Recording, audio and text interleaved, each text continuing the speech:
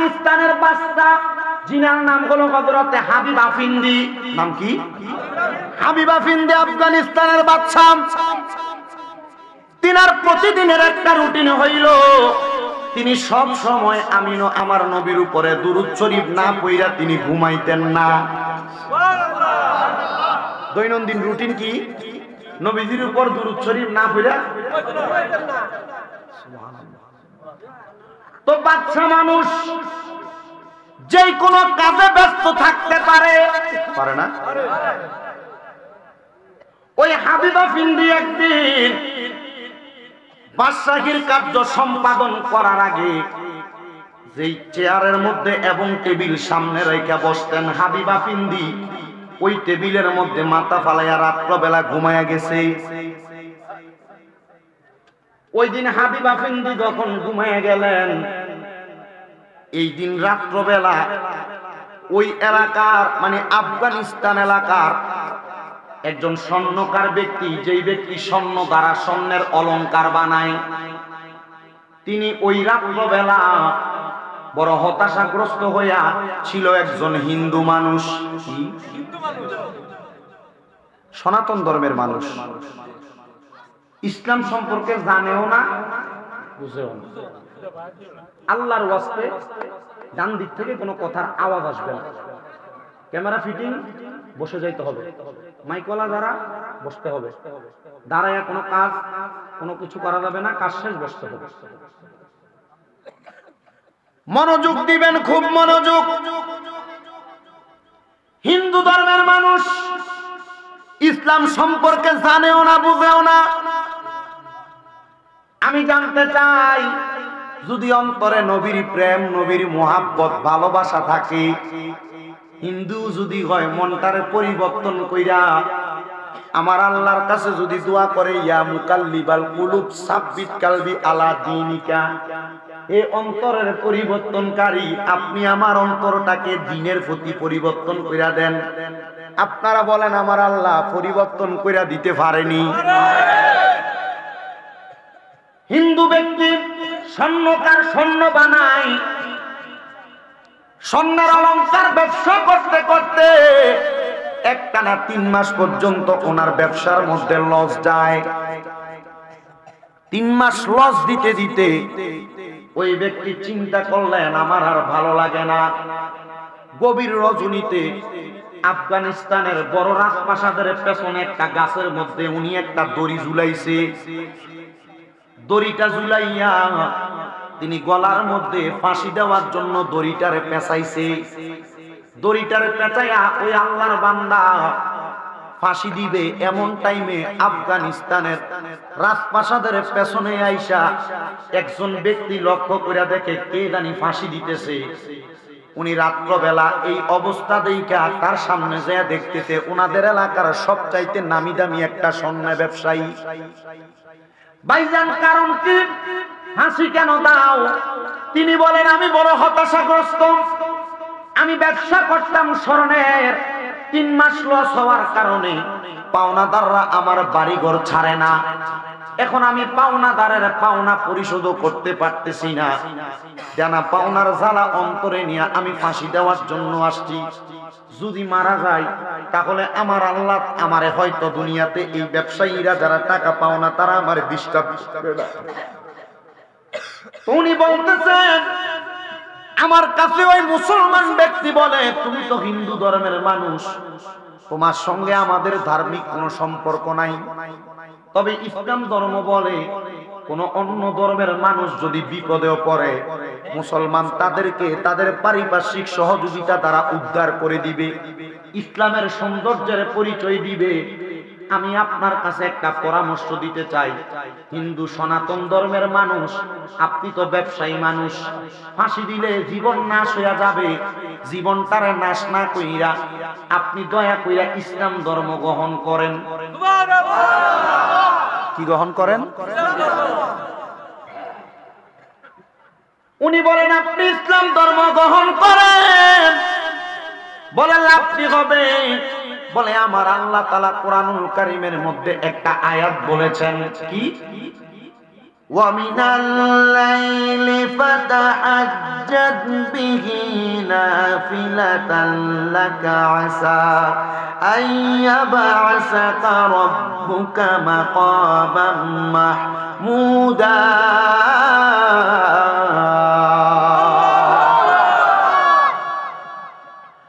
আল্লাহ বলেছেন নবী আপনি রাত্রে কিছু অংশে তাহাজ্জুদের নামাজ পড়েন। যদি আপনি তাহাজ্জুদের নামাজ পড়েন অতি সত্বর আল্লাহ তাআলা আপনি নবীকে মাকামে মাহমুদ প্রশংসার জায়গা দান করবেন। আমার আল্লাহ তাআলা এই আয়াতে কারিমা দিয়া বুঝাইয়া দিলেন নবীজি রাতে যদি তাহাজ্জুদ পড়ে আমার আল্লাহ তাআলা নবীকে মাকামে মাহমুদ প্রশংসার জায়গা দান করবেন।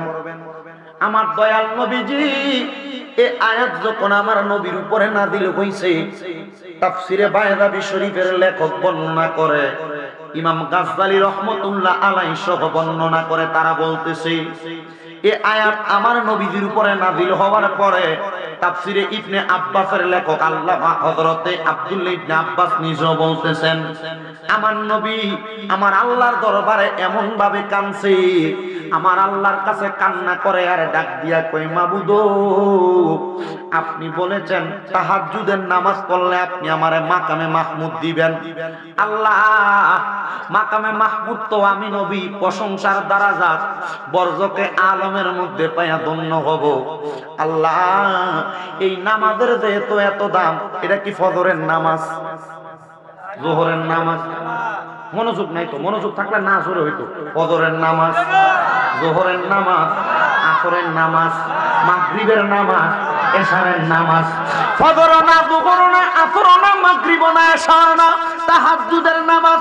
আমার আল্লাহ পাকের প্যারা হাবিব এই আয়াত যখন আমার নবীর উপরে নাযিল হয় আমার নবী আল্লাহর কাছে কান্দে আর ডাক দিয়া কয় আল্লাহ আল্লাহ এই নামাজ তো এত দামি, এই নামাজটাতে তো এত মর্যাদাবান, মাবুদ আপনি বলেন না আমি নবী যখন দুনিয়ার জমিনে থাকবো না রওজা মুবারকের মধ্যে চলে যাব আমার উম্মত যদি এই তাহাজ্জুদের নামাজ পড়ে আপনি আল্লাহ আমার উম্মতের কি দান করবেন?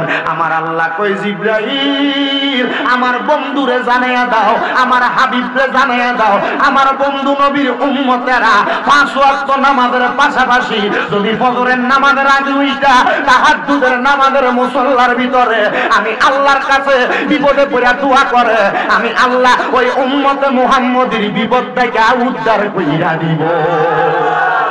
টেনশনে পড়া আমার আল্লাহর কাছে তাহাজ্জুদ করে দোয়া করে আমার আল্লাহ টেনশন দূর করে দিব। যদিও দুনিয়ার জমিনে অভাবে পড়ে দোয়া করে আমার আল্লাহ অভাব দূর করে দিব। আমার দয়াল নবী আমার আল্লাহর কুদরতি কদমে সিজদা দিয়া ডাক দিয়া কয় আল্লাহ আপনি আমার উম্মতের নাজাত পাওয়ার জন্য এত সুন্দর সুন্দর রাস্তা বাতলে দিয়েছেন। নবী আমার আনাস ইবনে মালিক রাদিয়াল্লাহু তাআলা আনহু হাদিসের মাধ্যমে জানিয়ে দেয় আমার নবী কই উম্মত দুনিয়ার জমিনে যদি তোমরা সময় পাও পাঁচ ওয়াক্ত নামাজের পাশাপাশি তাহাজ্জুদ করো। আরে ইবনে মাজাহ শরীফের হাদিসের মাধ্যমে নবী জানিয়ে দেয় আমার উম্মতের যদি কষ্ট না হইতো তাহলে আমি আমার উম্মতের তাহাজ্জুদের নামাজ ফরজ করে দিতাম। মক্কায় গেলাম, মদিনায় গেলাম, ফজরের নামাজের আগে আবার মক্কা শরীফে আযান দেয়, মদিনা শরীফের ভিতরে আযান দেয়। জিজ্ঞাসা করলাম মনটারে আযান কেন দেয়? আরে আযান এমনে দেয় না, মক্কা মদিনার মানুষ ফজরের আগে আরেকটা আযান দিয়া তাহাজ্জুদের নামাজ আদায় করে। তো মক্কায় স্বর্ণ হইতো নাকি বাংলাদেশে হইবনি বাবা? হ্যাঁ মদিনায় স্বর্ণ হবে নাকি বাংলাদেশে হবে? মক্কার মানুষ মদিনার মানুষ দামি নামাজটা পড়ে, যেই নামাজ পড়লে আল্লাহ মনের সব আশা পূরণ করে। তো এলাকায় আযান হয় না তাহাজ্জুদ না হইলে কি হইছে? ফজরের আগে ওঠেন না, এবারে জিগান না আপনি কয়টা পর্যন্ত ঘুমান?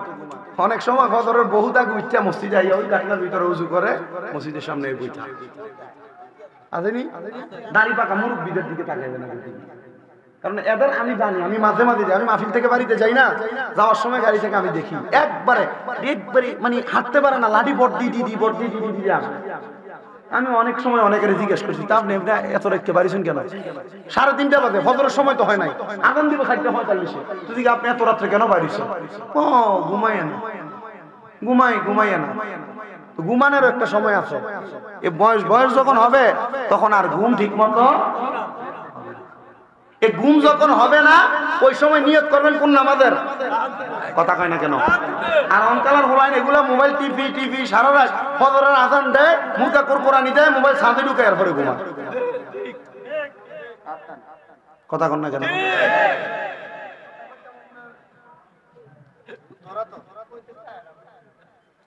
এটাকে কইতে দান আমরা উনি তার বুঝি কথা কইতে কষ্ট হয় না, আর তো কষ্ট হয়। আমি চট্টগ্রাম থেকে আসছি সকালবেলা, আইসা ঘুম ক্লিয়ার না। আমার মাদ্রাসাতে আপনারা দোয়ার বরকতে তো আলহামদুলিল্লাহ 6টা মাদ্রাসা চলে, আজকে 3 চ্যাংড়া এক লগে ভাগি গেছে। এই মাদ্রাসার এমন অবস্থা, বাগার কোনো সিস্টেম নাই, তার কামা ফিল দারোয়ানি করা, মানে কেউ আসলে গেট খুলে দিল। আল্লাহর মতে হাতের লগে প্ল্যান করি পাই 2টা সবাই, তো তাড়াতাড়ি দৌড়ে আসছে মাদ্রাসা। তো তবু আমি চেষ্টা করি আমার মাহফিলের শ্রোতা যারা, তাদেরকে কিছু কথা যেন তার আমলে জিন্দিগিতে বাস্তবায়ন করলে মরার পরে একটু শান্তি পায়, এটা শিখিয়ে দেওয়ার জন্য। 5 ওয়াক্ত নামাজ ফরজ, জানেন এমন মানুষ আছে? সবাই জানে। 5 ওয়াক্ত নামাজের পাশাপাশি আরো কিছু নামাজ আছে যেটার কারণে আল্লাহ তাআলা বান্দারে মুক্তি দান করবে। এটা যদি আপনারা করতে পারেন দেখবেন আরো লাভ আছে, আসেনি? অনেকে অভাবে পড়ে সিগারেট টানে, আই কি টানে। অনেকে টেনশনে বললে হে সিগারেট বেশি খায়, এটা আরো যোগ করে দে বাথরুম ওটা। আপনি চিন্তা করছেন? আমি বুঝি না মুসলমান তো সালাক জাতি হইয়া ব্যাক কলার মতো কাম করে কেন? আল্লাহর নবী শিখিয়ে দেয় যদি এমন কোন সমস্যা হয়, টেনশন হয়, মুসিবত হয়, ওযু করেন আমাদের দ্বারা। বিপদ থেকে উদ্ধারকারী কে? আমার বাপ চাইলে আমার বিপদ থেকে বাঁচাইতে পারবে না যদি আল্লাহ না বাঁচায়। আমাদের আল্লাহর প্রতি তাওয়াক্কুল যেটা, এটা নাই তো। যদি থাকতো আমরা এই বদ কাজের ভিতরে যাইতে পারতাম। যে কথাটা আপনাদেরকে বলতেছিলাম, তাহাজ্জুদের নামাজের ফজিলত কম না বেশি? নবীজি কান্না করছিলেন আল্লাহর কাছে।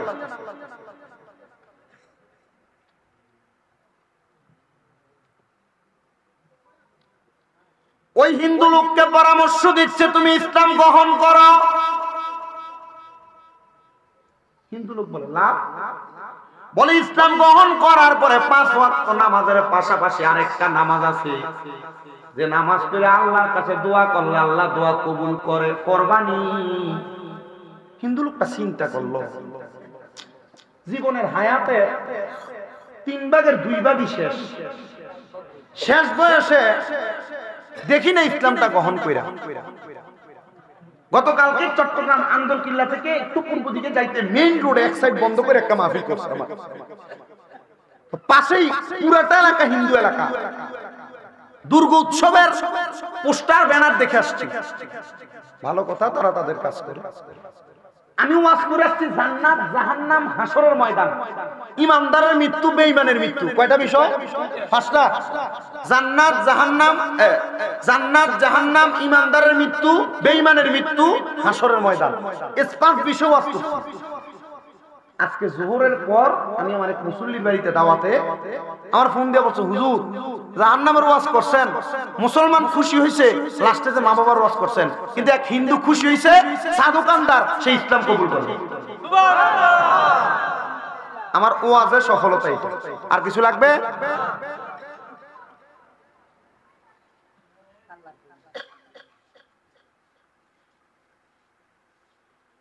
হিন্দু লোকটা চিন্তা করলেন জীবনের 3 ভাগ বয়সের 2 ভাগ শেষ, 1 ভাগ আমি চেষ্টা করি ইসলাম ধর্মের উপরে কাটায়া দেওয়ার জন্য। আলহামদুলিল্লাহ, হিন্দু লোকটা ইসলাম ধর্ম গ্রহণ করলেন,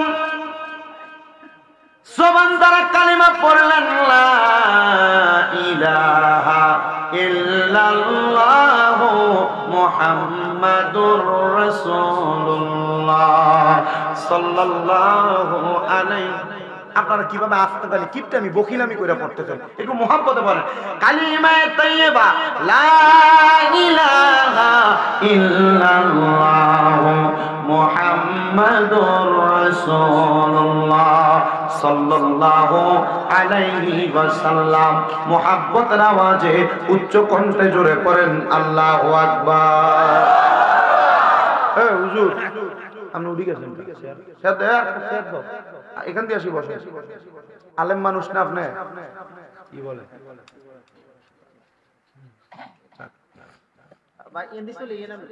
এখানে বসে। আর কাছে কেমন জানি লাগে এই যে হুজুর ওই যে কি মাহফিল কোন আহমদপুর আসছে যে হুজুর যে দৌড়াদৌড়ি করতেছে বা একটু ইয়া করতেছে, আমার কাছে কেমন জানি লাগে। কারণ আমার বাপের বয়স ওনার থেকে আরো বহুত কম। তাহলে মোলামা যদি আমার কাছে নমনীয় হন লাগে, এমন আই বাবু এবার তো বড় হুজুর হয়েছি না। কারণ এদের বদদোয়া যদি পরে হালকাট লাগি যায়, রাত ওয়াজ মাহফিল করি মানুষ দাওয়াত দেয়, এগুলো বন্ধ হয়েছে। কথা কন না কেন? না অনকালের মানুষ হুজুর আরো হস্তা মনে করে হুজুর এটা কিছে একবারে বেশি হস্তা, মনে হয় হুজুরের কোনো দাম নাই। এ জানে না হুজুরে 5,000 টাকা বেতন পায়, ঠিক কথা। 80,000 10,000 টাকা বেতন পায়, ঠিক কথা। বেতনের ভাবার নাই, কিন্তু হুজুরের সেজদার যে ভাবার আছে এটা হইতে জানা নাই। এই কথা কন না কেন? আমি ওয়াজ মাহফিল করি এত দিয়ে কামাই করবো, কিন্তু যেগুলা ওয়াজ মাহফিল করে কামাই করে না, শুধু 10-15,000 টাকা কামাই করে, আপনি মনে করেন না এই হুজুরে তো কম দামি হুজুর। 10,000 টাকা চাকরি করে দিতে এটা কম দামি না, এটা সেজদার বড় দাম আছে। ঠিক আছে না? এজন্য এটা ছোট হোক বড় হোক, আমার আকীদার হোক অন্য আকীদার হোক, আমি এটাকে সম্মান করি। কেন? কারণ আমি এর আকীদারে সম্মান করি না, তো এর ভিতরে এলেমরে সম্মান করি। কথা কি বুঝতে পারছেন? আমি আর আকীদারে সম্মান করি নাকি? না, এর ভিতরে এলেমকে আমি সম্মান করি। আল্লাহ সে তৌফিক আমাদেরকে দান করুক, আলেমদের প্রতি মুহাব্বত অন্তরে দান করুক। যদি আলেমদেরকে টাকা পয়সা দিয়ে সহযোগিতা না করতে পারেন, অন্তত মুহাব্বত দিয়েন, সুন্দর কথা কইয়েন। মসজিদে গেলে ফ্যান যদি চলে হুজুরে কইেন না, এই হুজুর ফ্যানটা একটু বন্ধ করে দেন। সাবধান। প্রস্রাব খানা যদি পরিষ্কার না করে, হুজুর দেখেন না এগুলা, কিন্তু এর বিবেক কোথায়? এ জানে না এটা তো মসজিদের আল্লাহর ঘরের অংশ, এগুলার পরিষ্কার করা লাগবে। কি এগুলা করতেছে? মসজিদে ময়লা করলে আরে হুজুর বাদ দেওয়ার চেষ্টা করো, এই মসজিদ পরিষ্কার করে না। এর বিবেক কি চিন্তা করেন? মসজিদ হুজুর পরিষ্কার করে না, তুমি করো। আল্লাহ তোমার চোখে ময়লা দেখাইছে দেখে তো তুমি যেন পরিষ্কার করতে পারো। এ জান্নাতে যাওয়ার সুযোগ হাতছাড়া করতেছে আর বলতেছে হুজুর পরিষ্কার করে না। আমি মাঝে মাঝে ব্যাক করলি যে এমন প্রশ্ন পাইলে, আমি আমার মসজিদে যেখানে জুমা পড়াই মাঝে মাঝে মুয়াজ্জিন সাহেব দেখি মানছে কয় হুজুর এখানে সুইচ অফ করে দেন। তাই মুয়াজ্জিন সাহেবের ইশারা দিক করিয়েন না, আমি এর দিকে চোখ ঘুরাই এমনি সাহেব। তাই বুঝে যে কথা শুনি আর মাথার রক্ত গরম হয়েছে। আমার স্বভাব হইলে আয়াত কথা একবার কমু, দ্বিতীয়বার কম যদি লাগে তাহলে এই কথা যারা দ্বিতীয়বার কমে এত বেজ্জতি তুই মার কাছে। আল্লাহ বোঝার তৌফিক দান করুন আমাদেরকে সেই সামজ দান করুক। আমিন কোন। আল্লাহর ওয়াস্তে আর যেন কোনো কথা না হয়, লড়ছন না হয়। যেখানে যেভাবে আছেন এভাবে বৈশা ওয়াজ শুনবেন। আল্লাহ তৌফিক দান করুক। আরেকবার পড়েন কালিমা তাইয়্যিবা লা ইলাহা ইল্লাল্লাহ মুহাম্মাদুর রাসূলুল্লাহ সাল্লাল্লাহু আলাইহি ওয়াসাল্লাম। জোরে পড়েন সুবহানাল্লাহ। হিন্দু লোকটা বলে বয়স তো শেষ, এখন আমার কালিমা পড়া দরকার। হিন্দু লোকটা কালিমা তাইয়্যিবা কইরা ঈমান আনলেন, শাহাদা বাক্য পাঠ করলেন, আল্লাহ তাআলাকে এক কইরা সাক্ষী দিলেন, আল্লাহ তাআলার সঙ্গে শিরিক করবে না বলে সাক্ষী দিলেন। হিন্দু লোকটা বলে আমাকে ওই মুসলমান বুদ্ধি প্রদান করলেন, এই হিন্দু লোক তুমি ইসলাম ধর্ম যেহেতু গ্রহণ করেছো, তোমাকে উত্তম একটা নাম দেওয়া হইল। আল্লাহর কাছে দুইটা নাম বড় প্রিয়, এক নাম্বার আব্দুল্লাহ, দুই নাম্বার আব্দুর রহমান। দুইটা নাম আল্লাহর কাছে প্রিয়। সুবহানাল্লাহ কল্লা। এই দুইটা নাম প্রিয়। তোমাকে সর্বপ্রথম নাম আব্দুল্লাহ রাখা হইল। এখন থেকে তুমি 5 ওয়াক্ত নামাজ পড়বা, আর তোমার বিপদ থেকে উদ্ধার পাওয়ার জন্য তুমি আমার আল্লাহর দরবারে তাহাজ্জুদের নামাজটা আদায় করবা। ওই হিন্দু লোকটা নিজেই বর্ণনা করতেছে, আফগানিস্তানের মুসলমান নামক একটা বই বাংলাদেশে বের হয়েছে।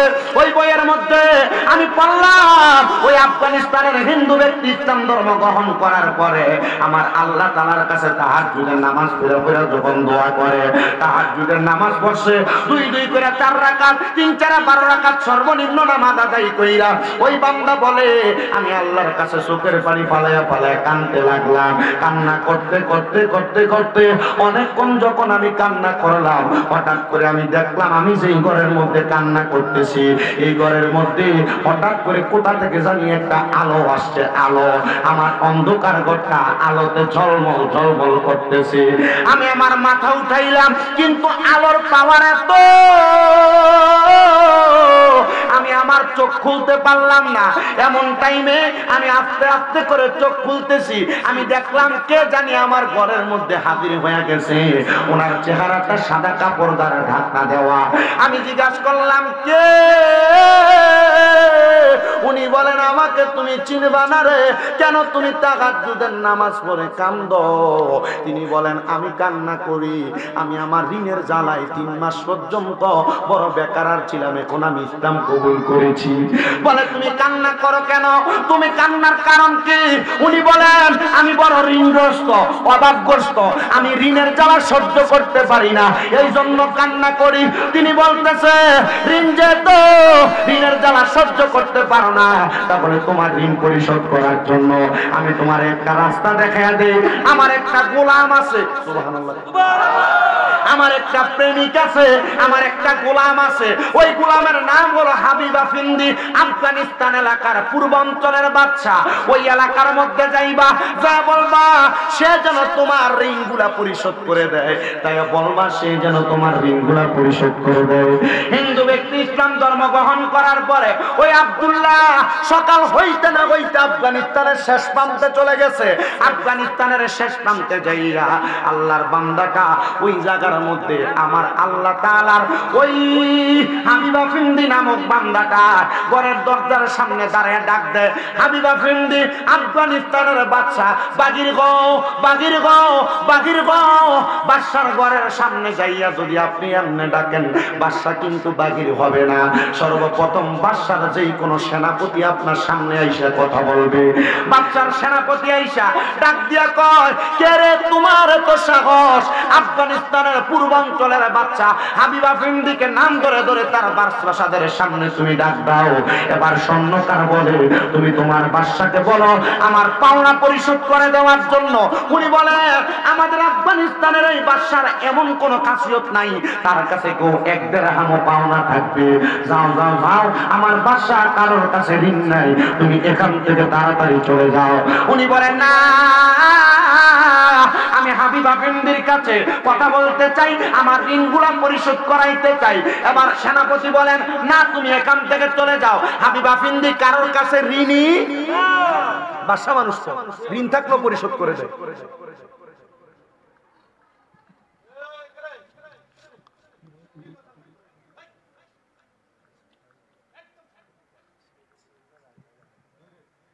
হাবিবা ফিন্দির নাম করে বারবার বলছি। ওই হিন্দু লোক ইসলাম গ্রহণ করছে, নাম কি? আব্দুল্লাহ। নাম কি? নাম কি? সেনাপতি সহ বাহিরে কথার হট্টগোলের আওয়াজ শুনে হাবিবা ফিন্দি কয়, কে রে বাহিরে? খবর পাঠাইলেন বাদশা, কে জানি একজন আসছে আফগানিস্তানের পশ্চিম থেকে, আপনার কাছে নাকি পাওনা দেওনা আছে। বাদশা সে আপনার পাওনা দেওনা গুলা মিটাইতে চায়। বাদশা বলে আমার জানা মতে আমি কারোর কাছে ঋণী নাই।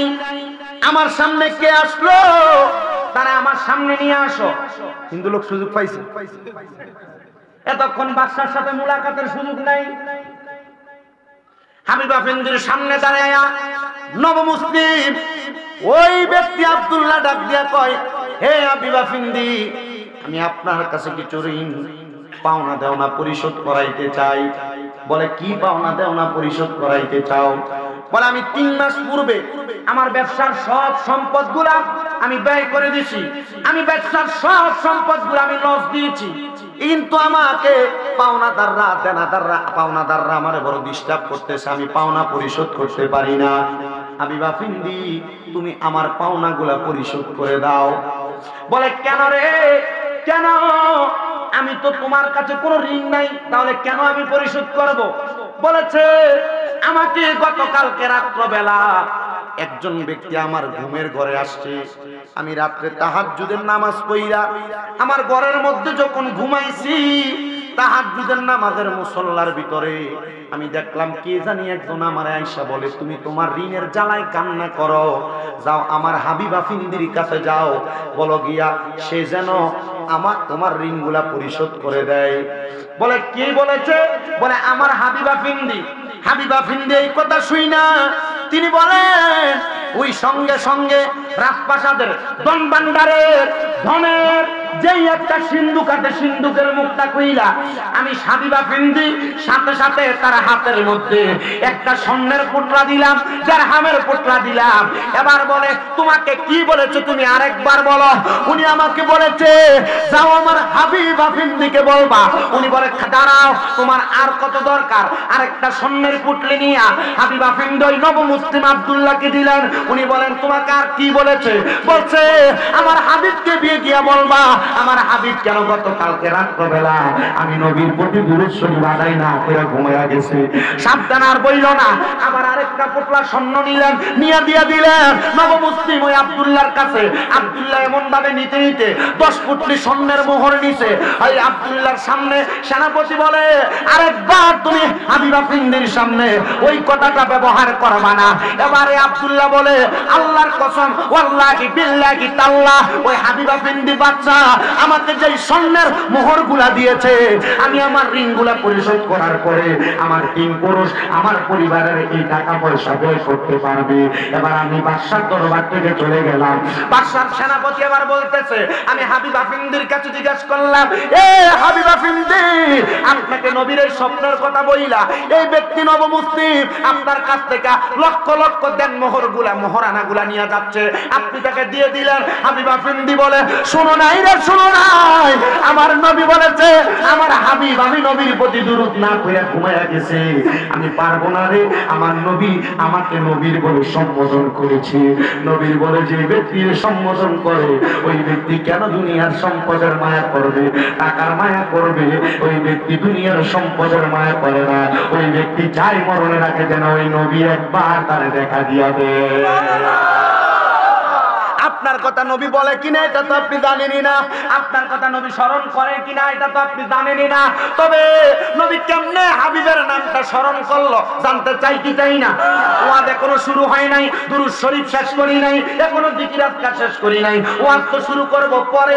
একটু আপনারা ধৈর্য নিয়ে বসবেন। মাহফিল কমিটির তাবারুক রেডি রাখবেন ইনশাআল্লাহ। ওয়াজ শেষ করে তাবারুক নিয়ে দোয়া করে বাড়িতে যাবেন। রাজি আছি তো ইনশাআল্লাহ। আল্লাহ যেন সবাইকে কবুল করে জোরে বলেন আমিন। এবার সেনাপতি একটা ডাক দিয়া কয় বাদশাহ এমন কোন আমল করে যে আমলের কারণে আমার নবী আপনার নবীর বলে সম্বোধন করে। বাদশাহ একটা ডাক দিয়া কয় জগৎবাসী শুনো শুনো শুনো রে এ জগৎবাসী তোমরা শুই না নাও আমি হাবিবা ফিন্দির প্রত্যেক দিনের একটা দিনের রেগুলার শিডিউল আছে। আমি ফজর পইরা বাদশাহীর কার্য সম্পাদন কইরা জোহর পইরা খাবার দাবার খায়া আমি যখন ঘুমাই ঘুম থেকে ওইটা আসর পইরা আমি আমার শরীর এলাকার কাজকর্ম করি। আমি মাগরিব পড়ি, মাগরিব পইরা বাদশাগিরি হিসাব নিকাশ গুলা মিলাইয়া এশারের নামাজ পইরা আমি যখন এশারের নামাজ পড়ি বিতিরের নামাজ পড়ি না। আমি বিতিরের নামাজের আগে আমি তাহাজ্জুদের নামাজ পইরা আমার কামলিওয়ালা নবীর উপরে প্রাণ ভরে দুরূদ শরীফ আদায় করি। কিন্তু গতকালকে রাত্রবেলা আমি আমার হিসাব মিলাইতে মিলাইতে আমি আমার হিসাবের টেবিলের মধ্যে মাথা পালাইয়া ঘুমিয়ে গেছি। হিসাবের টেবিলে যখন মাথা ফালাইয়া ঘুমিয়ে গেলাম, ঘুমানোর পরে আমি আর এই মুহূর্তে নবীজির দুরূদ শরীফ আদায় করি নাই।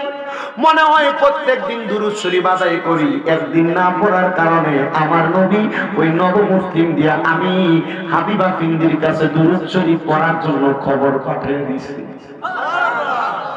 আচ্ছা বলেন এই ব্যক্তি কেমন ব্যক্তি? কত মোহাব্বত দিয়ে নবীজির উপরে দুরূদ শরীফ পড়ে। যেই ব্যক্তি দুরূদ শরীফ না পড়লে দুরূদ পড়ার জন্য নবী তার কাছে একটা খবর পাঠায়। আমরা তো নবীর এমন আশিক হইতে পারি নাই, আমরা তো নবীর এমন প্রেমিক হইতে পারি নাই, আমরা তো নবীজির এমন আশিক হইতে পারি নাই। আমরা দাবি করি আমরা আশিকে রাসূল, কিন্তু আমরা কাজে কর্মে বোঝা যায় না আমরা আশিকে রাসূল। আমরা দাবি করি আমরা সুন্নি মুসলমান, আমরা কাজে কর্মে বোঝা যায় না আমরা সুন্নি মুসলমান। আমরা দাড়িগুলা ক্লিন শেভ করে ফেলাই। এবার বলেন নবীর কাছে মুখ দেখানোর জন্য আমরা নবীর সুন্নাত মোতাবেক চলার দরকার আছে না নাই? মুহাব্বতের আওয়াজ দিয়ে বলেন না আছে না নাই? ও বন্ধুরে, নবী নবীজির রওজা মুবারকের সামনে যখন নবীজিকে সালাম দিতে গেলাম, আমি আমার নবীজির রওজা মুবারকের সামনে সালাম দিছি আর নবীজির কাছে বলছি, ইয়া রাসূলুল্লাহ, আপনি নবীর প্রতি ছোটবেলা থেকে দুরূদ শরীফ আদায় করি, নবী জীবনে আকাঙ্ক্ষা ছিল আপনি নবীর রওজা মুবারক দেখবো। নবীজি আজকে আপনার রওজার সামনে দাঁড়ায় দাঁড়ায় আপনারা সালাম দিতেছি, ইয়া রাসূলুল্লাহ, জীবনে আর কোনো আকাঙ্ক্ষা নাই, আর কোনো আশা নাই। ও নবীজি, ও নবীজি, এবার শুধু মনের ভিতরে একটা আশা, আপনি নবীকে মরণের আগে একবার দেখতে চাই। এবার আমি যখন এই কথাটা মনে মনে চিন্তা করলাম, আবার হাদিস স্মরণ হয়ে গেছে, নবী না বলছে যেই ব্যক্তি আমি নবীরে দেখতে চাই সে যেন আমি নবীর প্রতি বেশি বেশি দুরূদ শরীফ আদায় করে। আসেন বাবারা, নবীকে দেখার জন্য মুহাব্বতে ওই নবীর প্রতি দুরূদ শরীফ আদায় করি। আল্লাহুম্মা সাল্লি আলা সাইয়্যিদিনা মাওলানা মুহাম্মদ ওয়া আলা আলিহি মাওলানা আল্লাহুম্মা সাল্লি সাইয়্যিদিনা মুহাম্মদ ওয়া আলা আলিহি সাইয়্যিদিনা।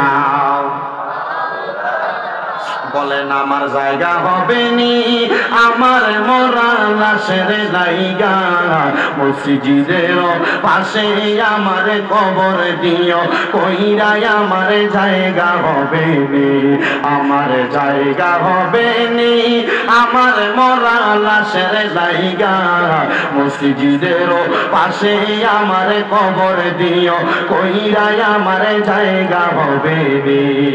এলাকাবাসী রে, আমি তোমরা ছেলে সন্তান কয়দিনের লাগিয়া, মরার পরে সবাই আমায় যাবে রে বলিয়া। চারিজনে চারি কান্দা লইয়া, চারিজনে চারি, জোরে বলেন না, চারিজনে চারি কান্দা লইয়া দিবা কবরে না মায়া, আমার জায়গা হবে নি, আমার জায়গা হবে নি, আমার মরা লাশের জায়গা মসজিদের পাশে আমার কবর দিও, কইরাই আমার জায়গা হবে নি। এলাকাবাসী রে, আমি যেদিন যাব মারা দুনিয়া ছাড়িয়া, রঙিন জামা কাপড় সবই নিবারে খুলিয়া। বলে এলাকাবাসী রে, আমি যেদিন যাব মারা দুনিয়া ছাড়িয়া, রঙিন জামা কাপড় সবই নিবারে খুলিয়া। সাদা মার্কিন কাপড় আমায়, সাদা রামায়, সাদা মার্কিন কাপড় আমায় দিও রে পরাইয়া, আমার জায়গা হবে নি, আমার জায়গা হবে নি, আমার মরা লাশের জায়গা মসজিদের পাশে আমার কবর দিও, কইরাই আমার জায়গা হবে নি। জগৎবাসী রে, আমি যেদিন যাব মারা দুনিয়া ছাড়িয়া, ভাই বন্ধু আত্মীয় স্বজন যাবে রে বলিয়া, তোমরার দুয়ার মাঝে শরীক, তোমরার দুয়ার মাঝে শরীক রাখিও করিয়া, আমার জায়গা হবে নি, আমার জায়গা হবে নি, আমার মরা লাশের জায়গা মসজিদের পাশে আমার কবর দিও, কইরাই আমার জায়গা হবে নি। জবান খুলে জোরে বলেন আল্লাহু আকবার। আমার এই কারালিয়া পূর্ব পাড়া এলাকার ভাই বাবারা, বন্ধুরা রে, এবার আসেন আমার ওয়াজের মূল সাবজেক্টে চলে যাই। আমি আল্লাহর কোরআন থেকে আয়াত তেলাওয়াত করেছি, কদ আফলাহাল মুমিনুন, আল্লাহ তাআলা বলেছেন মুমিনরা সফলতা অর্জন করেছে, মুমিনরা সফল হয়েছে। এবার আসেন মুমিন কারা জানার দরকার আছে না? আমরা এলাকার ভিতরে যে বেড়া সুদ খাইয়ে বেড়ো তো কয় আমি মুমিন, আমরা এলাকার যে বেড়া ঘুষ খাইয়ে বেড়ো কয় আমি মুমিন, যে বেড়া পরলোকের সাথে পরকিয়া কইরা মন্দ কাজ করে বেড়ো কয় আমি মুমিন, যে বেড়া দুনিয়ার জমিনের মধ্যে হারাম খায় জমি দখল করে খাই বেড়ো কয় আমি মুমিন। এবার বলেন এই মুমিন আর আসল মুমিনের মাঝে পার্থক্য আছে না নাই?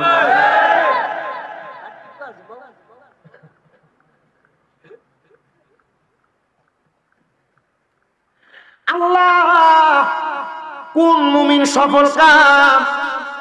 এবার আমার আল্লাহ তাআলা কয় ওই মুমিন যারা নামাজের প্রতি বিনয়ী হইছে। আপনি আল্লাহু আকবার বলে নামাজে দাঁড়াইছেন,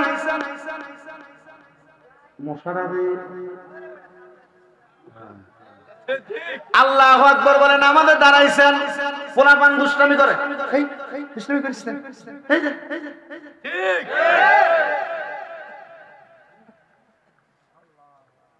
আপনি আল্লাহু আকবার বলে নামাজে দাঁড়াইছেন, মসজিদ থেকে বাইর হয়ে সুদের টাকা খান।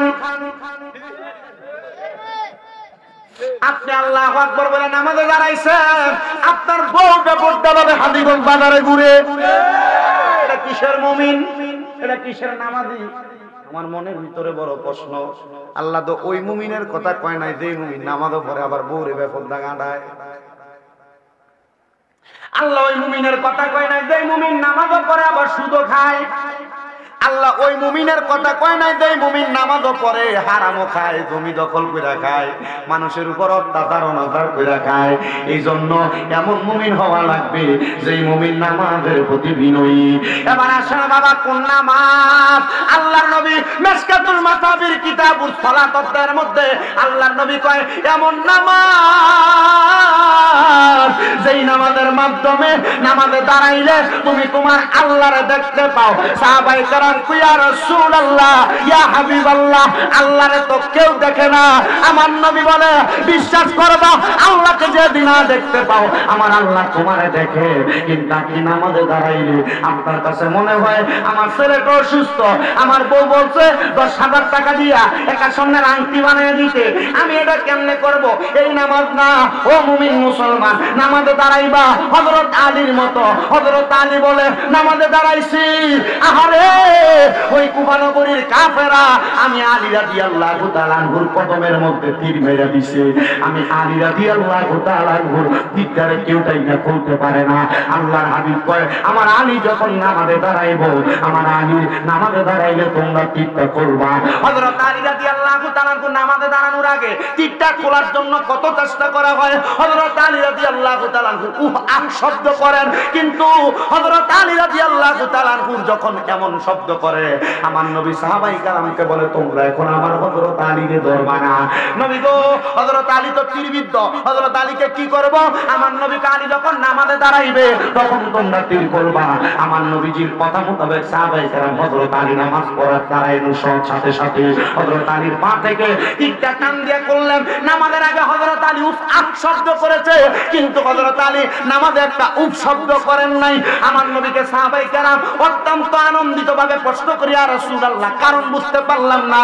আমার নবী বলে শোনো শোনো শোনো, সেই ব্যক্তি নামাজে দাঁড়ায় আল্লাহর সঙ্গে মেরাজ হয়ে যায়। আসসালাতু মেরাজুল মুমিনিন, নামাজ হইল মুমিনের জন্য মেরাজ। হযরত আলী যখন নামাজ আদায় করে হযরত আলীর মেরাজ হয়ে যায়। হযরত আলী টের পায় না, নামাজে শব্দ করবে দূরের কথা, আমার আলী নামাজের মধ্যে টেরও পায় না। এবার বলে এমন বিনয়ী নামাজ আমরা পড়া দরকার আছে না?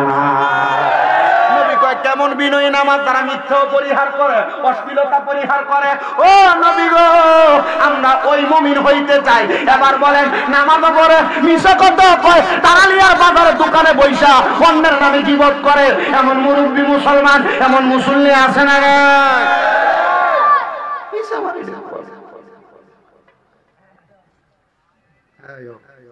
আরো কিছু আনো না, ভাতও খাবো, এটা রাও চাই রাও।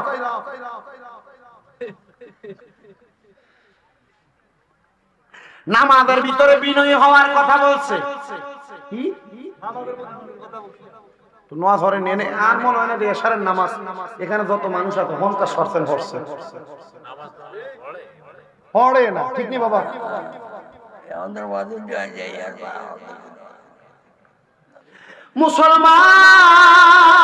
মুসলমান একটা হাদিস শরীফ শোনাই, শুনবেন নি?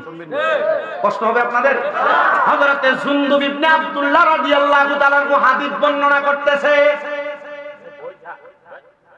তিনি বলেন আমার সামনে হঠাৎ করে একজন ইহুদি আগমন করলো। কে? ইহুদি আইসা আমি জুনদুব ইবনে আব্দুল্লাহকে বসলো নামাজ কেন পড়ো? আমি জুনদুব ইবনে আব্দুল্লাহ বললাম আমি নামাজ পড়ি আমার আল্লাহ তাআলা আযাব থেকে বাঁচার জন্য। ভালো কথা। জুনদুব ইবনে আব্দুল্লাহ কি ইহুদি বলল, আযাব বলতে কি বুঝো? বলে আযাব বলতে কি বুঝি? শোনো,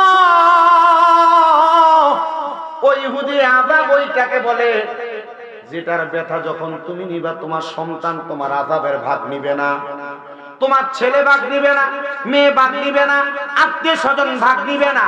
এটা বড় যন্ত্রণাদায়ক, বড় কষ্ট। ইহুদিটা ওইখান থেকে চলে গেলেন। উনি বলেন, ইহুদিটা আমাকে আর কোনো প্রশ্ন করলেন না।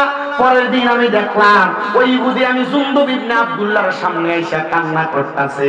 আমি জিজ্ঞাইলাম, ইহুদি রে কেন কান্না করো, কারণটা কি? ইহুদি আমারে কয়, জাহান্নাম কি জিনিস আমি গতকালকে রাত্রবেলা টের পাইছি। তোমার তো আমি জাহান্নামের বর্ণনাই দেই নাই, কেমনে টের পাইলা? জাহান্নামের বর্ণনা তো দেই নাই, টের পাইলা কেমনে রে ইহুদি? ইহুদি বলে, আমি বাড়িতে গেলাম, বাড়িতে যা বললাম, হে আমার স্ত্রী তুমি আমার সামনে দাঁড়াও, আমার মেয়ে আমার সামনে দাঁড়াও, আমার ছেলে আমার সামনে দাঁড়াও। স্ত্রী, মেয়ে, ছেলে তিনজনকে সামনে দাঁড়ায়া বলে, হে আমার স্ত্রী তুমি আমার সঙ্গে ঘরে প্রবেশ করো। স্ত্রীকে আমি ঘরে প্রবেশ করে জিজ্ঞাসা করলাম, তোমারে যে আমি খাওয়াই, তোমারে যে আমি পড়াই, আমাকে তো আমার এলাকার বাদশা, আমার এলাকার যিনি নেতা উনি বলছে আমাকে তোমাদেরকে খাওয়ানোর কারণে, লালন পালন করার কারণে আমাকে ওনার বাড়িতে একটানা 30 দিন পর্যন্ত আগুনের উপর দৈনিক একবার হাঁটা লাগবে। কোথায়? আগুনের উপর দৈনিক একবার 30 দিন হাঁটা লাগবে। স্ত্রী তুমি বলো তো, ওই আগুনের মধ্যে আমি বাদশাকে বললাম যে তো আমার স্ত্রীকে আমি খাওয়ান খোরাক দিছি, আমার স্ত্রী যদি 15 দিন হাঁটে, আমি যদি 15 দিন হাঁটি, আপনি মানবেন কিনা? বাদশা বলছে যে বলো। ইহুদি বলে, আমি মিথ্যা অপহাস দিয়ে আমি আমার বউকে প্রশ্ন করলাম। আমার বউ বলছে তোমার দায়িত্ব তুমি খাওয়ানো, তুমি খাওয়াইছ, কিন্তু তোমার এই কষ্টের ভাগ আমি নিব না। আমি আমার বউকে বের করে দিলাম, সন্তানকে ডাকলাম, হে আমার মেয়ে, আমাকে বাদশা বলেছে আমি যে তোমাদেরকে কষ্ট করে করে আইনা আইনা খাওয়াই, আমাকে বলছে আমাকে নাকি আরব সাগরের মধ্যে ছেড়ে দেওয়া হবে মাছ মানতে, আমাকে নাকি ওখান থেকে সাঁতার কেটে কেটে আসতে হবে। আমি বলছিলাম যদি আমরা 4 জন হই, আমাদের পথটাকে একটু কইমা আরব সাগরের পারে আমাদেরকে ছাড়বেন? বলছে হ্যাঁ। সন্তান তুমি কি আমারে ভাগটা নিবা? মেয়ে বলছে না, আমি নিব না। আমি আমার ছেলেকে ডাক দিলাম, ছেলেকে বললাম বাদশা আমাকে বলছে আমি যে তোমরা বাদশার বাড়িতে কাজ করেই না খাওয়াই, আমি একটা অন্যায় করার কারণে বাদশা আমার শরীরের মধ্যে 100টা চাবুকের আঘাত দিবে, তুমি কি মানবা?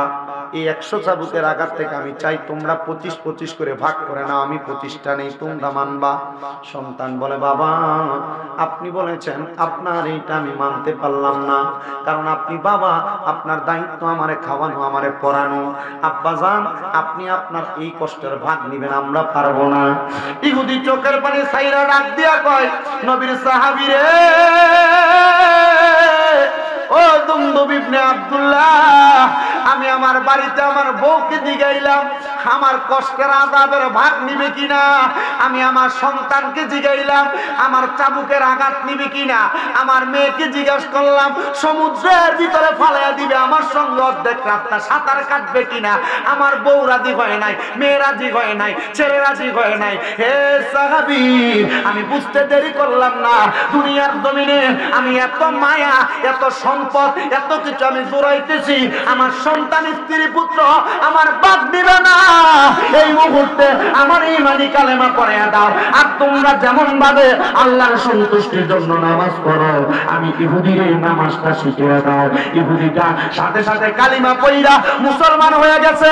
ও মুরব্বীরা, ও যুবকেরা, ও আমার পর্দার অন্তরালের মা বোনেরা, এখানে যারা আছেন, আপনার যে সন্তানরা আপনি সুদের টাকা খাওয়ান, ঘুষের টাকা খাওয়ান, হাতে নামাজ ছাইরা দিয়া আপনার সন্তানরাই না খাওয়ান, ওই সন্তান আপনার এই বাজারের ভাগ ভাগ নিবে না, সন্তান ওই কবরের মধ্যে আপনাকে যা ভাগ দিবে ওই ভাগ নিবে না। তাইলে আপনি ওই সন্তানের জন্য নামাজ ছাড়ার কোনো দরকার নাই, বউয়ের জন্য নামাজ ছাড়ার দরকার নাই, কারণ আপনার বউ আপনার বলবে চিনি না। এবার বলে ওই কবরের আঘাত থেকে বাঁচার জন্য নামাজের প্রতি আমরা মনোযোগী হওয়ার দরকার আছে না? না, কথা যদি বুঝেন এই জায়গায় শেষ হওয়ার, আর যদি না বুঝেন সারা রাত বক বক করলে কাজ হবে না। আল্লাহ যেন এই কথার মাধ্যমে আমাদেরকে নামাজি বানায়, মুত্তাকি বানায়, হারাম থেকে দূরে রাখে, হালাল পথে রাখে। দূরে বলেন আমিন। সবাই মুহাম্মদুর রাসূল বলেন আল্লাহুম্মা সাল্লি আলা সাইয়্যিদিনা মুহাম্মাদিন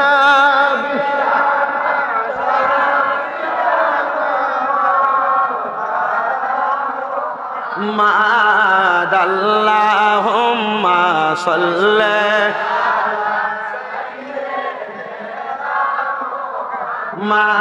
মাদনাবি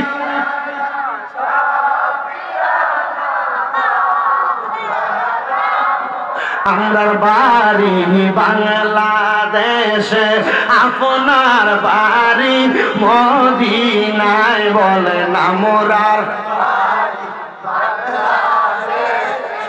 আপনার বাড়ি মদিনায়। আইরে মন সায়ু রিয়া যাইতে আপনি নবীর রওয়াজায়। আল্লাহ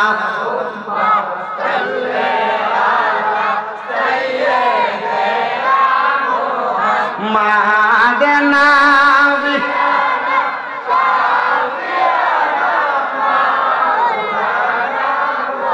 মুসলমান, আমার আল্লাহ যে বললেন কদ আফলাহাল মুমিনুন, মুমিনরা সফল হয়েছে। এবার বলেন সেই মুমিনরা সফল কা, আমরা সবাই ওই মুমিন হওয়ার দরকার আছে না নাই? আমার নবীজির প্রাণের সাহাবা হযরতে আনাস রাদিয়াল্লাহু তাআলা আনহু বলেন, আমি দেখতাম রে,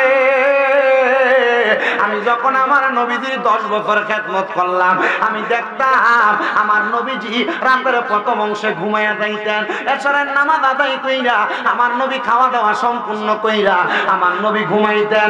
আমি বলতাম আমার নবী রাতের 3 প্রহরের প্রথম প্রহর ঘুমায়া আমার নবীজি গভীর রজনীতে ওইটা খেজুর পাতায় গোনা মুসল্লার মধ্যে আমার নবীজি দাঁড়ায় থাকতো। আমি তাকে দেখতাম আমার নবীজির কদম মুবারক গুলা ফুইলা মোটা হইয়া যাইতো। আমি আনাস আমার নবীরে জিজ্ঞাসা করলাম, ইয়া রাসূলুল্লাহ, ইয়া হাবিবাল্লাহ, নবী গো আপনি যে এত কষ্ট করে রাতের পর রাত জায়গা থাইকা নামাজ আদায় করেন, ও নবীজি আমার আল্লাহ না বলেছে আপনি নবীরে জান্নাতের মালিক বানিয়ে দিছে, আপনি নবী জান্নাত বন্টনকারী। নবী গো আপনি নবী জান্নাতের মালিক হইয়া আপনি কেন এত কষ্ট করে আপনি নামাজ আদায় করেন? আমার নবী কয়, এ আনাস আমার উম্মতকে শিখাইবার লাইগা আমি দয়াল নবী এত কষ্ট করি। আম্মা জান আয়েশা সিদ্দিকা রাদিয়াল্লাহু তাআলা আনহা আমার নবীর কলিজার স্ত্রী, যেই স্ত্রীরে আমার নবী আদর করে হুমায়রা ডাকতেন, মানে লাল সুন্দরী। মা আয়েশা বলে আমার নবীজি যেই দিন আমি আয়েশার ঘরের ভিতরে আসতো, আমি আয়েশা তাকে দেখতাম আমার নবীজি হঠাৎ করে আমার বিছানার মধ্যে নাই, রাতের শেষ অংশে আমি তাকে দেখতাম রে, আমার নবীজি আমার ঘরের একটা কন্যারে দাঁড়ায়া দাঁড়ায়া আমার নবীজি নামাজ আদায় করে, আমার নবীজি সাজদার মধ্যে দেয়া দেয়া কান্দে। আমি আমার নবীরে জিজ্ঞাসা করলাম, ইয়া রাসূলুল্লাহ এত কান্না করার কারণ কি? আমার আল্লাহ তো আপনি নবীর কথাই খুশি হইয়া যায়, আপনি নবীর কথাই আইন জারি কইরা দেয়, আপনি নবীজি কেন এত কান্নাকাটি করেন? আমার নবী কয়, আয়েশা আমি নবী এমন ভাবে কান্না করে তোমাদেরকে সাক্ষী রাইখা যায়, আমার কোন উম্মত যদি এমন ভাবে কান্না করে করে আল্লাহর কাছে দোয়া করে, আমার আল্লাহ তাআলা ওই ব্যক্তির জীবনের গুনাহগুলা মাফ করে দিবে। আরে ও আমার হাজীগঞ্জের তারালিয়ার বাবারা, আশেপাশে এলাকার বন্ধুরা, পর্দার অন্তরালের মা বোনেরা, জীবনের অনেক সময় কাটাইলা, তোমার সময়গুলা যখন শেষ হয়ে যাবে তোমার বন্ধু বান্ধব কেউ তোমার পরিচয় দিবে না। আহারে আমারে আজকের মাহফিলের ভিতরে সভাপতি বানাইছেন আলহাজ আমিন ব্যাপারী সাহেব। মানুষ ওনারে আমিন সাহেব হিসাবে চিনে, ব্যাপারী বললে চিনে। কিন্তু চিন্তা করেন, এই ব্যক্তি যেই দিন মারা যাবে, এই ব্যক্তি মারা যাওয়ার পর কেউ আমিন ব্যাপারী বলবে না, বলবে আমার সামনে একটা লাশ আছে, লাশের জানাজা পড়তে হবে। চিন্তা করেন, আপনি মারা যাওয়ার পরে আপনার নামের পরিচয় থাকবে না, কবরে গেলে আপনি লাশ হয়ে যাবেন, কবরবাসী হয়ে যাবেন। তাইলে কেন আপনার এত অহংকার, কেন আপনার এত বাহাদুরি?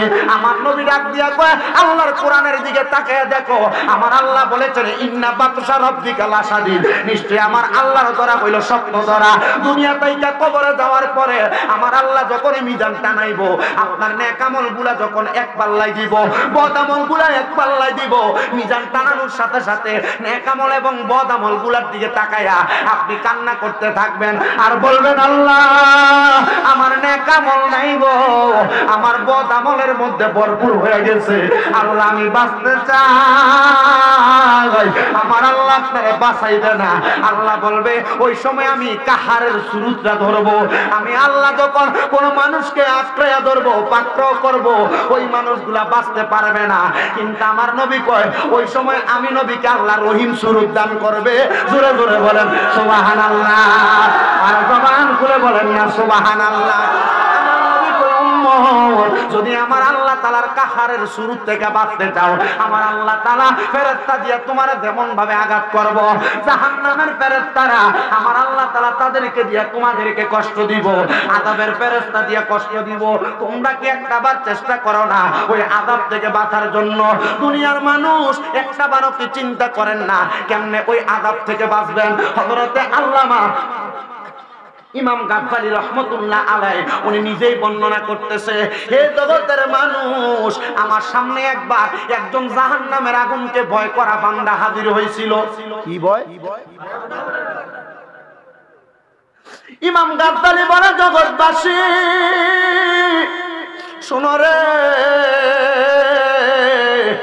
আমার সামনে ওই জাহান্নামী ব্যক্তিটা আইসা, জাহান্নামের স্বপ্ন দেখনেওয়ালা ব্যক্তিটা আইসা আমার কাছে একদিন কান্না করতেছে।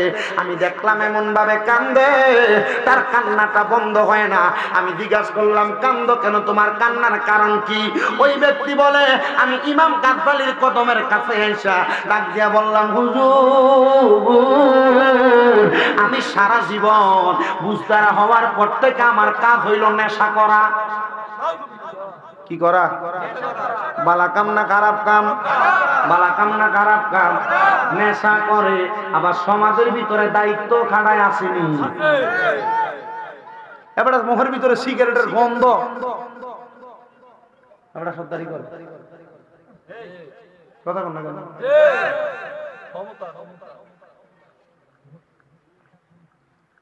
ইমাম গাজ্জালী বলে, ওই ব্যক্তি আমার সামনে আইসা কান্দে আর ডাক দিয়া বলে, রে হুজুর আমি সারা জীবন গুনাহ করছি, গুনার মধ্যে সর্বশ্রেষ্ঠ যেটা এটা বলে আমি নেশা করেছি। হুজুর নেশা করেছি তো করেছি, আমি আল্লাহ তাআলার এতটা ইবাদত করি নাই। এবার ইমাম গাজ্জালী বলে, আমি তারা জিজ্ঞাসা করলাম, নেশা করছো ভালো কথা, আল্লাহর কাছে মাফ চাইবা, আমার আল্লাহ তোমারে মাফ করে দিবে, তুমি বলো না কেন তুমি আমার কাছে এসে কান্দো? ওই ব্যক্তি ডাক দিয়ে কয়, হুজুর আমি গতকালকে রাত্রবেলা ঘুমের ঘরে দেখলাম কে জানি আমার ডান পাটার মধ্যে বাম পাটার মধ্যে ধইরা আমার টানতে টানতে সামনের দিকে নিয়ে যায়। আমার সামনে এমন বড় একটা আগুনের গর্ত দেখা যায় হুজুর, ওই গর্তের মধ্যে আমার টাইনা পালাইলো। আমি দেখলাম ডাইনে আমার সন্তান, বামে আমার স্ত্রী, সামনে আমার মা, পিছনে আমার বাবা, আমার বন্ধু বান্ধব সবাই এখানে দাঁড়ায় আছে। আমি আগুনের মধ্যে পড়লা, আমার মারে ডাকলাম, বাবারে ডাকলাম, সন্তান ডাকলাম, স্ত্রী পুত্ররে ডাকলাম, কেউ আমার আগুনের মধ্যে বাঁচানোর জন্য তাদের হাতটা বাড়াইয়া দেয় না, কারণ তাদের হাতের মধ্যে আগুনের হাতটা লাগবো, আগুনের জিহ্বার লেওলাটা লাগবো। হুজুর আমি আমি কান্না করতে লাগলাম, আমারে কেউ একটাবার বাঁচায় না। হুজুর গো, আমি হঠাৎ করে স্বপ্নটা দেখা ঘুম থেকে লাফ দিয়ে উঠলাম। আমার স্ত্রী আমারে জিজ্ঞাসা করে আমি কেন এমন ভাবে কান্না করতেছি। আমি হুজুর চিন্তা করতে লাগলাম, আর হঠাৎ করে আবার কোনো কথা না বইলা ঘুমাইলাম। আমি দেখলাম যেই ব্যক্তি আমার বাম পায়ে দইরা টাইনা টাইনা আগুনের মধ্যে নিয়ে যায়, ওই ব্যক্তিরে জিজ্ঞাসা করলাম, হে আগুনে ফালানেওয়ালা ব্যক্তি, তুমি কি আমার একটা কথার জবাব দিবা? অন্য কোনো কথা না, আমারে কেন তুমি আগুনের দিকে নিয়ে যাও? আমার ওই ব্যক্তি উত্তর দিয়েছে, আমি নাকি নেশা করার কারণে আমার শরীরের অঙ্গ প্রত্যঙ্গের সব জায়গায় নেশা মানে হারাম খাবার চলে গেছে, এই জন্য আমার জাহান্নামের আগুনের মধ্যে ফালায়। আমি একবার, দুইবার, তিনবার, চারবার জিজ্ঞাসা করলাম আমারে কেন আগুনে ফালাও? ওই ব্যক্তি বলতেছে, তুমি মারা যাওয়ার পরে তোমার যত সম্পদ আছে এই সম্পদগুলা তুমি দুনিয়ার জমিনের মধ্যে রাইখা যাইবা। এই সম্পদগুলা তুমি দুনিয়াতে রাইখা যাওয়ার কারণে, এই সম্পদগুলার অপব্যবহারের কারণে আল্লাহ তাআলা তোমার আযাব প্রদান করবে। হুজুর আমি কান্না করতে করতে করতে করতে আপনার কদমের মধ্যে আসছি। আমার মনের মধ্যে চিন্তায় আসলো, আমার মনের মধ্যে টেনশন আসলো। হুজুর আমি আপনার কাছে আসলে একটা সমাধান পাবো। হুজুর আমার সমাধান দেন, আমি কেমনে বাঁচবো? কারণ আমার আল্লাহ তাআলা ভয়ঙ্কর আযাব দিয়ে আমার শাস্তি দিব। এবার ইমাম গাজ্জালী বলে, আমি তারে আমার সামনে আইনা তাড়াতাড়ি বললাম, পুকুরের মধ্যে নাইমা ওযু কইরা গোসল বানাইয়া তুমি আমার সঙ্গে ইবাদত করার জন্য আসো। ইবাদতে যখন প্রবেশ করলো, মদখোররা, নেশাখোররা দেখবেন একটা কোরাম আছে, একটারে মারলে 10টা ইয়ে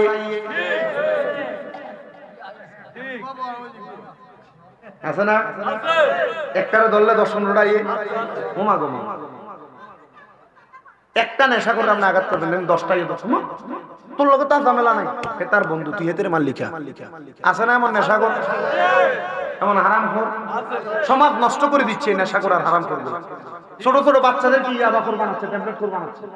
কুমিল্লা শহরের চকবাজার এলাকার বিভিন্ন জায়গায় ঘুরলে মাঝে মাঝে দেখি ফোলাফান পলিথিনটা বইটা এটার ভিতরে নিঃশ্বাস হুঁদে আর টানে। তা আমি একদিন ওই যে আমার লগের এটা সহ আরেক কয়েকটা আমি কয়েকবার দিকে দেখি কি ওদের লাসা খায়। কি খা? লাসা খা। বড় মারাত্মক। তুই লাসা দিল না, চিন্তা করছে নেশার কত জাত, নেশার কত জাত। আমি এই ওয়াজ করতেছি না, আপনার এই ওয়াজ মাইনা যদি নেশা ছাড়ে মানুষ লাভ আসেনি, তখন এটা কাটি যখন ইউটিউবে ছাড়বো, নেশা করতেছে কি বললেন হুজুর, নিচে দিয়া লাগবো বন্ধ। নিচে দিয়ে কি লেখে? হাসি। এগুলা মাঝে মাঝে এসে দেখি তো, দেখলাম আমি হাসি। আল্লাহ এইগুলা বলি, বলার কারণে মানুষ আরে খারাপ কয়, বাজে কয়, মন্তব্য কয়। কই আমার ভালো ওয়াজ যখন ছাড়ে এইটি তো একটা মাশাআল্লাহ শব্দ লেয় না, কি লেয় না? মাশাআল্লাহ। এজন্য এতটুকু মনে রাখেন, আপনারে খারাপ বলার মতো মানুষের অভাব নেই, কিন্তু বালা কইব এটা আপনার সামনে হয়েছে। আল্লাহ বুঝার তৌফিক দান করুক, আমিন কোন। ইমাম গাজ্জালী বলে, আমি তারে ওযু বানাইলাম, গোসল করাইলাম, আমার ঘরের মধ্যে নিব, এমন টাইমে তার নেশা করে অনেকগুলা বন্ধু আমার সামনে, হুজুর নিয়েন না। আমি ইমাম গাজ্জালী দেখলাম তারা তাকে ভালো হওয়ার জন্য কোনো সুযোগ দেয় না, তারা তাকে ভালো হওয়ার সুযোগ দেয় না। ওই ব্যক্তি বলে, হুজুর তারা আমারে ডাকুক, আমি তাদের সঙ্গে যাব না, কারণ তারা আযাব সম্পর্কে জানে না। যারা আযাব সম্পর্কে জানে তারা কোনোদিন গুনার কাজ করে না। এবার বলে, যারা সুদ খায়, ঘুষ খায়, পরের হক খায়, এটা খাওয়ান যে হারাম জানে কি জানে না? আমার এলাকায় এক সুদখোর আছে, এর একটা ছোট্ট কথা বলি, বলে এরপর ওয়াজটা টানতেছি। এদের সুদ খায়, আমি এক সুদখোরের কাছে গল্প একটু জায়গা করে সরি ভালো মানুষ থেকে, এই বেটা ঋণের জ্বালায় আরেক সুদখোর থেকে কিছু টাকা নিছে। হে আমার কাছে জায়গার টাকা খুঁজতে আইসে আমারে কয়, আমার কথা একটু বোঝেন না, জায়গা যখন নিছি এ বলতেছে, কাকা তুমি আমার টাকাটা দাও। কইলাম, কাকা আপনি না কইলেন আমার টাকা দলিল দেওয়ার পরে নিবেন। ও কাকা, যখন শুনছে বাড়ি বিক্রি করে ফেলছি এখন আমার এসে চাপ দিতেছে তাড়াতাড়ি টাকা দেওয়ার জন্য। আমি কইছি তোরে তো আমি টাকা দিতাম পারতাম না, তোর আসল যে টাকা এটা আমি দিব। কাকা হে আমার উত্তর দিছে কি জানেন? কি দিছে? কাকা তার লাখে বছরে 30,000 টাকা সুদ। কত? আমি যখন তারে বললাম যে কাকা আপনি আমার থেকে সুদের টাকা যেহেতু নিবেন, এই ইয়া 30,000 টাকা 20,000 নিবেন।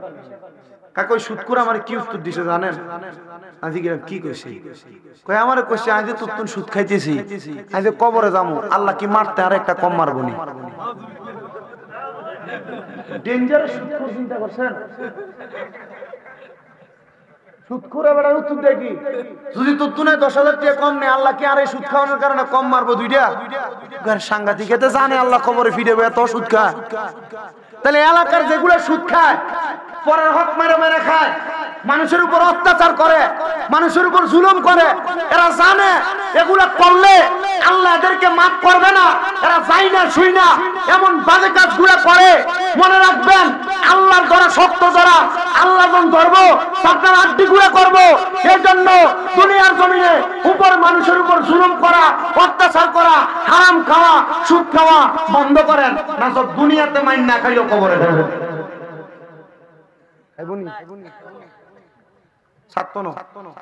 ছাড়বে না, এ জানে যাই নেই সুদ খায়, এ জানে যাই নেই ঘুষ খায়। আমার কথা হচ্ছে যাই নাই যেহেতু খাচ্ছে, এদেরকে আল্লাহ তাআলা শাস্তিটা কি দিব কন্ত? এই সুদখোরের 1 নাম্বার একটা শাস্তি হলো আগুনের গরম একটা পাত্রে, লোহার পাত্রে গরম কইরা অন্যান্য জাহান্নামীর ফসা রক্ত আর হুষ্টি দিব কত। দুনিয়াতে পানিতে একটু ময়লা ভরলেই খায় না, কিন্তু অন্য জাহান্নামীরা রক্ত পূজার লাগে খাওয়াইবে। তো সুদখোররে দেখলে আমরা ডরে সালাম দেন, কারণ এতে হইছে সাবধান, এটা কুত্তার চাইতে নিকৃষ্ট। কার চাইতে নিকৃষ্ট? ইমাম গাজ্জালী বলে আমি তাকে বললাম তুমি রাতের গভীরে আমার কাছে আসবা, আমি তোমার হেদায়েত করাইয়া দিব। ইমাম গাজ্জালী বলেন আমি তারে এমন কথা বইলা তারে বাড়িতে পাঠিয়ে দিলাম। ওই ব্যক্তি বন্ধুদের প্ররোচনায় পড়ে, এই আবার বলছি মনোযোগ দেন, বন্ধুদের প্ররোচনায় পড়ে ইমাম গাজ্জালী দরবার থেকে চলে গেছে। যাওয়ার পরে ওই দিন রাত্রিবেলা নেশা করে ঘুমাইছে। আর ইমাম গাজ্জালী মসজিদে এর আগের জুমার ঘোষণা দিছিল আমার এলাকায় যে নেশা করে, যেই ব্যক্তি হারাম খায়, পরের হক খায়, ওই ব্যক্তির জানাজার নামাজ আমি ইমাম গাজ্জালী পড়ব না, কারণ ওই ব্যক্তি বদকার। আর বর্তমান সমাজ ইমাম সাহেব যদি কয় সুদখোরের ঘরে ভাত খাইতো না, ইমামের চাকরি নকাও।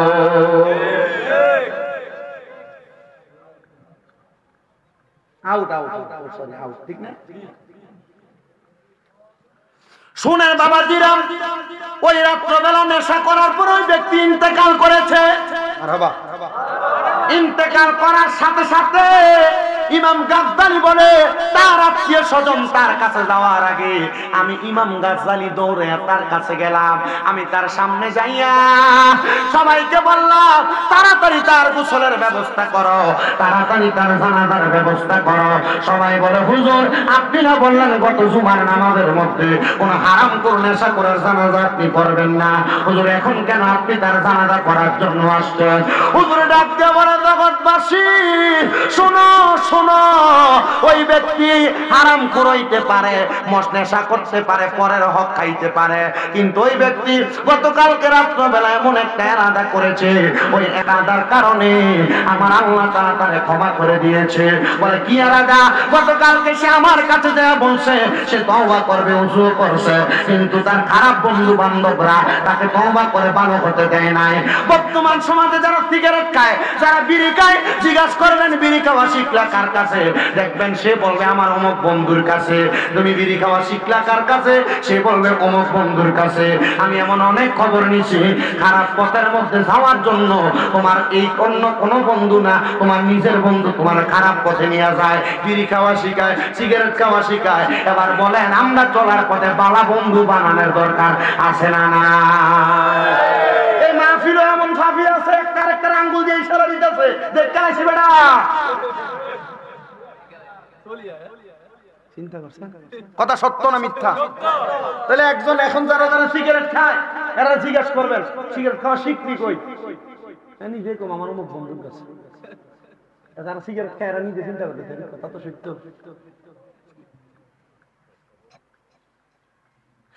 আল্লাহ তাআলা আমাদেরকে বুঝার তৌফিক দান করুন, জোরে বলেন আমিন। এবার ইমাম গাজ্জালী রাহমাতুল্লাহ আলাইহি তার জানাজা পড়াইছেন, মারহাবা। জানাজা পড়াইয়া ইমাম গাজ্জালী রাহমাতুল্লাহ আলাইহি বলে তার কাফন দাফন করলাম, কিন্তু এলাকার সব মানুষ তার জানাজায় আসে নাই। এলাকার সব মানুষ তার জানাজায় আসে নাই, যারা জানাজার নামাজে আসে নাই। আমি তাদেরকে প্রশ্ন করলাম তোমরা কেন তার জানাজা পড়লা না? তারা আমার উত্তর দেয় এই ব্যক্তি নেশাখোর, হারামখোর, আল্লাহর কোরআনের আইনের বাহিরে কাজ করেছে, এই জন্য তার জানাজাতে আমরা যাই নাই। হুজুর বলতেছে সে তো তওবা করেছে, তার তওবা আল্লাহ কবুল করেছে। তোমরা তার জানাজার মধ্যে যেহেতু যাও নাই, তোমরা কপাল পোড়া। এবার ওই রাত্রবেলা সবাই যখন ঘুমাইছে, ঘুমের ঘরে সবাই দেখতেছে ওই আল্লাহর বান্দা জান্নাতের সুশীতল ছায়াতলের মধ্যে হাঁটাচলা করতেছে এবং তার ডাইনে বামে রহমতের ফেরেশতারা ঘোরাফেরা করতেছে। জিজ্ঞাসা করে এ বান্দা তুমি না নেশা করেছো, তুমি কেন জান্নাতের এত সুন্দর জায়গার মধ্যে ঘুরতেছো?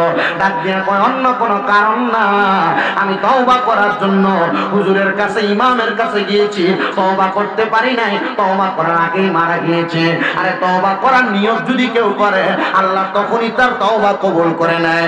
এজন্য সবার কাছে বলবো দুনিয়াতে যখন আপনি ঘুমাইতে যাবেন ওযু করে যাবেন, আর ঘুমাইতে যাওয়ার আগে আপনি আমার আল্লাহর কাছে শুধু এতটুকু পড়বেন আস্তাগফিরুল্লাহ রাব্বি মিন কুল্লি জামবি ওয়া আতুবু ইলাইহি লা হাওলা ওয়ালা কুওয়াতা ইল্লা বিল্লাহিল মারহাবা পড়ে। এটা যদি আপনি পয়রা ঘুমা আল্লাহর কসম এই রাতে যদি মারা যান আল্লাহর নবী কয় মরণ হবে শহীদের মরণ। তবে মনে রাখবেন যতই তওবা করেন, যতই নামাজ পড়েন, রোজা রাখেন, হজ করেন, যাকাত দেন, যদি আপনি দুনিয়ার জমিনের মধ্যে তিনটা কাজ ভালোভাবে না করতে পারেন তাহলে কোনোদিন আপনার তওবা আমার আল্লাহর কাছে কবুল হবে না। এক নাম্বার আল্লাহ তাআলার এমন ইবাদত করা, দুই নাম্বার আল্লাহর সঙ্গে কোনোদিন শিরিক না করা। আমার আগের হুজুর 20টা কারণ আপনাদেরকে কবিরা গুনার বইলা দিয়ে গেছে, এর মধ্যে যে শিরিকের কথা বলছে ওই শিরিক আপনারা করবেন না। আর 3 নাম্বার আপনারা যারা এখানে বসলেন, যারা মাইকের আওয়াজ শুনতেছেন, আপনাদের ঘরের মধ্যে যাদের মা বাবা আছে এদের মনের মধ্যে কষ্ট দিবেন না। দেখবেন আপনি দুনিয়াতে বেশি ইবাদত করা লাগবে না, অল্প ইবাদত কইরা এদের মনটা খুশি রাইখা রাজি রাইখা যদি মরতে পারেন তাহলে আমার আল্লাহ তাআলা আপনার ঠিকানা জান্নাত বানাইবে।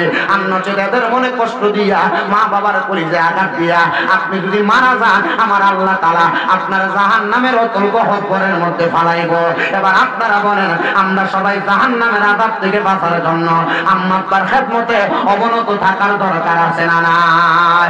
আর মুহাব্বতের আওয়াজে বলেন আছে না নাই? আল্লাহর নবী বলতেছে তাদের কপাল মন্দ, তাদের কপাল মন্দ, তারা হতভাগা যারা দুনিয়ার জমিনের মধ্যে মা বাবার জীবিত অবস্থায় পাইলো কিন্তু তারা মা বাবার খেদমত করতে পারলো না।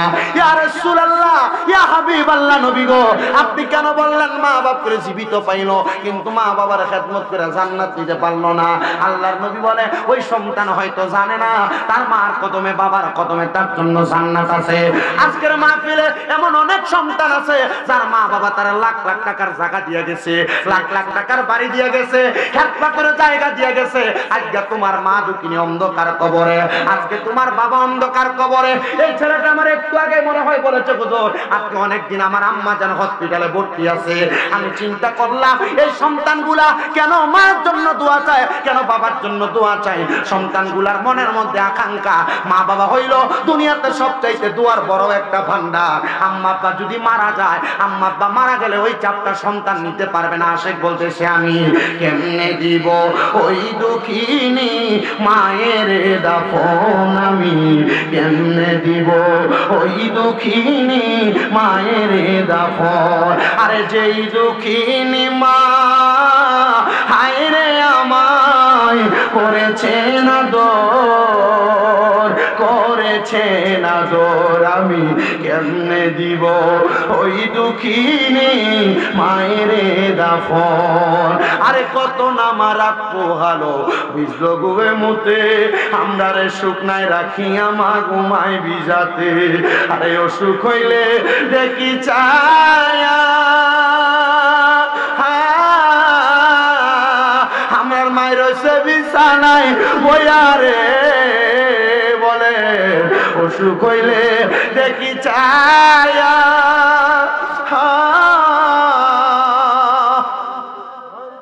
আমার মায়ের রয়েছে বিছানায় বইয়া রে, বলে আমায় আল্লাহ দাও গলইয়া সন্তানের নিও না, দুঃখের দরদি আমার জনম দুঃখী মা, গর্ভধারিণী মা জনম দুঃখিনী মা, দুঃখের দরদি আমার জনম দুঃখী মা। ও সন্তান ল্যাংরা লুলায়া তুর হইলে মায়ে নাহি হেলে, দুলাবালি যাইরা মায়ে টান দিয়া লয় কুলে। আরে পুত্র যদি কুপুত্র হয় মায়ে নাহি হেলে, শত পাপ ডাইকা মায়ে টান দিয়া নেই কুলে। আল্লাহ এমন মাজার কবর দেশে রাইখো তোমার মায়ার নগরে, সেই মায়ের কবরেতে আযাব তুমি দিও না, দুঃখের দরদি আমার জনম দুঃখী মা। তোমার মা নিজে না খেয়ে তোমারে খাওয়াইছে, আজকে তোমার মা কবরে তোমার বাবা কবরে, তুমি সন্তানদের তাদের মতো আদর কেউ করে না। গভীর রজনীতে বাড়িতে আসতে দেরি হইলে মা ঘরের দরজার মধ্যে পিরাটা পালাইয়া বৈশা থাকতো, আর বাবারে বলতো রাস্তায় আগে আগে দেখেন না সন্তান রানী তাড়াতাড়ি বাড়িতে আসতেছে। মা ঘুমাইতো না, মা জননী সন্তানের জন্য জায়গা জায়গা থাকতো। এই সন্তানের দল হাইজা তারালিয়ার মাহফিলে কে জানি বসছে, ওই সন্তানের মা দুঃখিনী কবরে, ওই সন্তানের বাবা কবরে। সন্তান মা জননী নিজে না খায়া তোমারে খাওয়াইছে, বাদগুলা রাইখা দিত মা, বড় মাছের মাথাটা তুমি সন্তানের জন্য রাইখা দিত। আজকে মা অন্ধকার কবরে, মার যদি বলতাম মা তুমি খাইছো নি গো মা, মা নিজে বলতো সন্তান তুমি খাইলে আমি মায়ের খাওয়ান হইয়া যায়। আজকে সন্তান ঘরে কত দামি দামি খানা রান্না হয়, কিন্তু তুমি তোমার মার মুখে একটু খানা তুইলা দিতে পারো না।